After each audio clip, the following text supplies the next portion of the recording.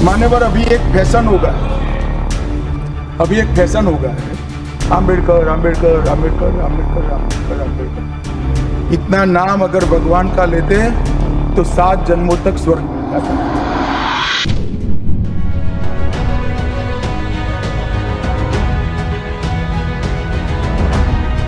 नमस्कार, आप देख रहे हैं नवप्रवाह लाइव। मैं हूं अमित द्विवेदी।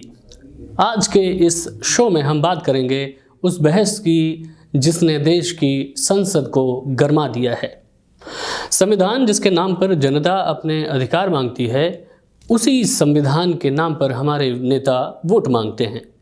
लेकिन क्या संविधान के नाम पर संसद में हुई ये चर्चा वाकई जनता के मुद्दों पर केंद्रित थी, या ये केवल बाबा साहेब डॉक्टर भीमराव अंबेडकर के नाम पर राजनीतिक पार्टियों का दलित वोटों के लिए किया गया दिखावा भर था? आज के इस शो में हम खुलासा करेंगे कि कैसे दलित राजनीति का पतन हो चुका है, कैसे अंबेडकर के नाम पर गढ़ी गई मूर्तियां असल मुद्दों से ध्यान भटकाने का साधन बन चुकी हैं, और कैसे राजनीतिक पार्टियां दलितों के नाम पर अपने स्वार्थ पूरे कर रही हैं। शुरुआत करते हैं मंगलवार को संसद में हुई उस बहस से, जहां गृह मंत्री अमित शाह ने लगभग 2 घंटे तक भाषण दिया। आप सुनिए ना, मैं बताता हूँ। हमें तो आनंद है कि अंबेडकर का नाम लेते हैं। अंबेडकर का नाम अभी 100 बार ज्यादा लो, परंतु साच अर्थ में अंबेडकर जी के प्रति आपका भाव क्या है,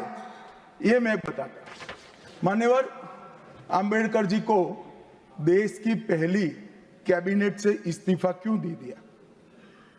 अंबेडकर जी ने कई बार कहा कि अनुसूचित जातियों और जनजातियों से हुए व्यवहार से मैं असंतुष्ट हूं। उन्होंने डॉक्टर भीमराव अंबेडकर का महिमा मंडन किया, लेकिन उनकी बातों के पीछे राजनीति का स्वर साफ झलकता रहा। अमित शाह ने कांग्रेस पर तीखा हमला करते हुए कहा कि कांग्रेस ने बाबा साहब को कभी वो सम्मान नहीं दिया जिसके वे हकदार थे। लेकिन भाषण के बाद राजनीति और ज्यादा गर्मा गई। कांग्रेस ने पलटवार करते हुए बीजेपी पर आरोप लगाया कि डॉक्टर अंबेडकर के नाम पर महज दिखावटी राजनीति हो रही है। ये देखना दिलचस्प है कि देश की 2 सबसे बड़ी पार्टियां संविधान पर चर्चा करने की बजाय डॉक्टर भीमराव अंबेडकर के सम्मान और अपमान की बहस में उलझी रहीं। सवाल ये है कि क्या इन्हें दलितों की चिंता है, या ये केवल दलित वोट बैंक का खेल भर है? कांग्रेस, जिसने दशकों तक इस देश पर शासन किया, खुद को दलितों का सबसे बड़ा हितैषी बताती है। लेकिन क्या ये दावा सही है? जगजीवन राम का उदाहरण हमारे सामने है। उन्होंने बांग्लादेश युद्ध में अहम भूमिका निभाई, लेकिन क्या उन्हें कांग्रेस ने वो स्थान दिया जिसके वे हकदार थे? अगर कांग्रेस ने सही मायने में दलितों के लिए काम किया, तो आज ये समाज सबसे निचले पायदान पर क्यों खड़ा होता? क्या ये कहना गलत होगा कि कांग्रेस की दलित राजनीति केवल दिखावटी है? अब बात करते हैं बीजेपी की। बाबा साहब अंबेडकर को सम्मानित करने में बीजेपी ने कोई कसर नहीं छोड़ी। लेकिन क्या ये सम्मान दिल से है, या केवल दलित वोटों के लिए है? आरक्षण, दलित उत्पीड़न कानून और दलितों के प्रतीकात्मक सम्मान की बात हो, बीजेपी ने कई कदम उठाए हैं। लेकिन बड़ा सवाल ये है कि क्या बीजेपी ने दलित नेतृत्व को उभरने का वास्तविक मौका दिया है? राष्ट्रीय स्वयंसेवक संघ, जिसे भारतीय जनता पार्टी की रीढ़ कहा जाता है, उसके इतिहास में भी दलितों के लिए कोई बड़ा क्रांतिकारी कदम नजर नहीं आता। अब बात करते हैं दलित राजनीति के उस पतन की जो कभी देश में एक नई लहर बन सकती थी। मायावती, जो उत्तर भारत में दलित राजनीति का सबसे बड़ा चेहरा थी, आज पूरी तरह हाशिए पर हैं।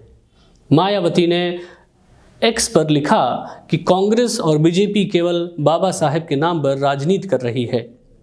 लेकिन क्या खुद मायावती की पार्टी आज दलितों की सच्ची आवाज बन पाई है? उत्तर प्रदेश से लेकर महाराष्ट्र तक दलित नेतृत्व कमजोर होता जा रहा है। प्रकाश अंबेडकर जैसे नेता भी दलित समाज को संगठित करने में नाकाम रहे हैं। आज की राजनीति का सबसे कड़वा सच यही है कि दलित केवल एक वोट बैंक बनकर रह गया है। कांग्रेस हो या बीजेपी, दोनों ही पार्टियां हर चुनाव से पहले अंबेडकर का नाम लेकर अपनी राजनीतिक रोटियां सेकती हैं। लेकिन इन बहसों से दलित समाज को क्या मिल रहा है? क्या ये पार्टियां वास्तविक रूप से दलितों के अधिकारों और कल्याण के लिए काम कर रही हैं, या फिर बाबा साहेब के नाम का उपयोग केवल अपनी सत्ता बचाने के लिए कर रही हैं? सोचने वाली बात यह है कि आज डॉक्टर भीमराव अंबेडकर, जो कभी समाज सुधार और समानता के प्रतीक थे, उनका नाम अब केवल राजनीति के लिए ही क्यों इस्तेमाल किया जा रहा है? क्या वाकई इन राजनीतिक दलों को दलितों की परवाह है, या ये सब एकमात्र दिखावा भर है? तो ये थी आज की हमारी विशेष रिपोर्ट। संविधान के नाम पर हो रही राजनीति का कड़वा सच। फैसला आपको करना है कि क्या देश में दलित समाज को उसका वास्तविक सम्मान मिल रहा है, या ये केवल चुनावी खेल बनकर रह गया है। आप हमें अपने विचार नवप्रवाह लाइव के सोशल मीडिया प्लेटफॉर्म्स पर भेज सकते हैं। आज के लिए बस इतना ही। अपना ख्याल रखिए। नमस्कार।